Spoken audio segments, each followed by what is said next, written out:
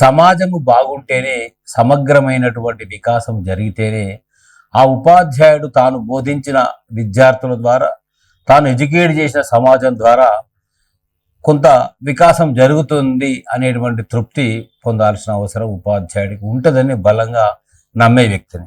ఇవాళ విద్యకు ప్రభుత్వాలకు బంధం ఎలా ఉంటుందంటే 2007లో హైదరాబాద్ జిల్లాలో ఉన్నవే 800 ప్రభుత్వ పాఠశాలలు. అందులో నిరంకుశంగా వైఎస్ రాజశేఖర రెడ్డి గారి కాంగ్రెస్ ప్రభుత్వంలో 282 ప్రభుత్వ పాఠశాలను ఒకే కలం పోటుతో ఇప్పుడున్నటువంటి నవీన్ మిట్టల్ వింటా ఉన్నాం మనం.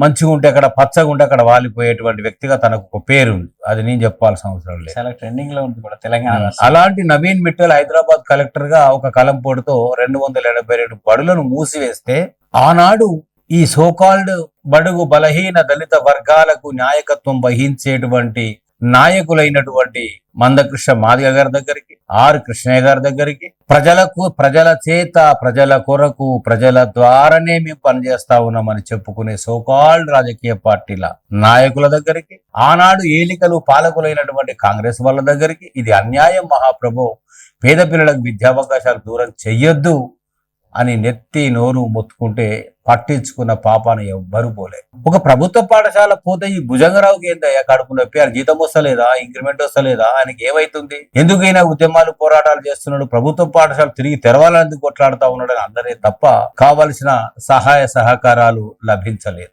కొంతమేరకు కుల సంఘాల నాయకులైనటువంటి ఆర్ కృష్ణయ్య గారు కొంతమేరకు సహకరించిన మాట వాస్తవం. కానీ ఇప్పుడు చెప్పుకునేటువంటి ఈ వామపక్ష పార్టీలైనటువంటి వాటిల్లో సిపిఐ పార్టీ ఒక తీర్మానం చేసి ఖచ్చితంగా పాఠశాల వెలుగులోకి తీసుకురావాలని అన్నది. ప్రతి రాజకీయ పార్టీ మాకేమొస్తుంది ప్రభుత్వ పాఠశాలలు తిరిగి తెరిస్తేనే అనుకున్నారే తప్ప సమాజంలో నిజమైనటువంటి ఓటర్స్, మమ్మల్ని ఎన్నుకునే వాళ్ళు, ఓటేసే వాళ్ళు, బూత్ వరకు వచ్చేవాళ్ళు నిరుపేదలైనటువంటి ఈ పేదలే కదా అనే విషయాన్ని వాస్తవాన్ని గ్రహించలేకపోయిన స్థితి.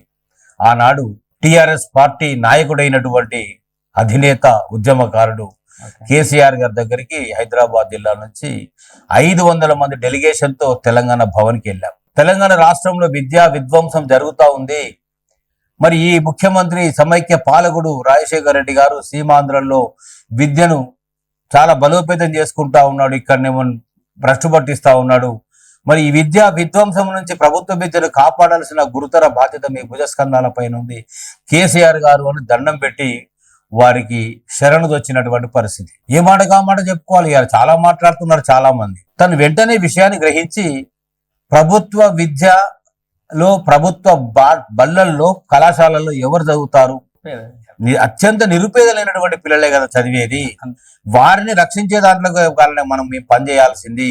ఇదిగో ఇలాంటి విధ్వంసాలు జరుగుతున్నాయి కాబట్టి తెలంగాణకు న్యాయం చేయడం కోసము ఇలా తెలంగాణ రాష్ట్ర సమితి ప్రజల కోసం, ప్రజల కొరకే ఏర్పడ్డది. ఖచ్చితంగా నేను ఆ బాధ్యత తీసుకుంటా.